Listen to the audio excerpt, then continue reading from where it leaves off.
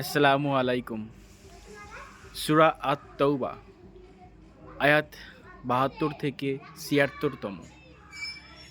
এই আয়াতে আল্লাহ তাআলা কোরআনে কি বলেছেন তার বাংলা বঙ্গানুবাদ শুনুন।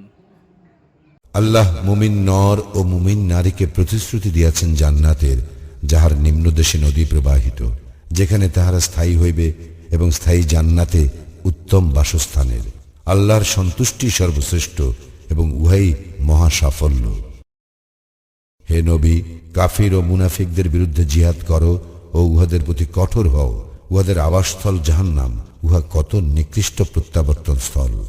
উহারা আল্লাহর শপথ করে যে উহারা কিছু বলে নাই, কিন্তু উহারা তো কুফরির কথা বলিয়াছে এবং ইসলাম গ্রহণের পর উহারা কাফির হইয়াছে। উহারা যাহা সংকল্প করিয়াছিল তাহা পায় নাই।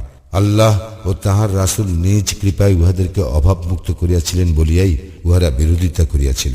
উহারা তওবা করিলে উহাদের জন্য ভালো হইবে, কিন্তু উহারা মুখ ফিরাইয়া লইলে আল্লাহ দুনিয়ায় ও আখিরাতে উহাদেরকে মর্মন্তুর শাস্তি দিবেন। পৃথিবীতে উহাদের কোনো অভিভাবক নাই এবং কোনো সাহায্যকারীও নাই।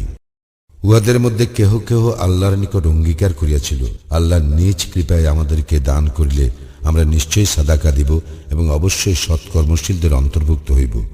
অতঃপর যখন তিনি নিজ কৃপায় উহাদেরকে দান করিলেন, তখন উহারা এই বিষয়ে কার্পণ্য করিল এবং বিরুদ্ধ ভাবাপন্ন হইয়া মুখ ফিরাইল।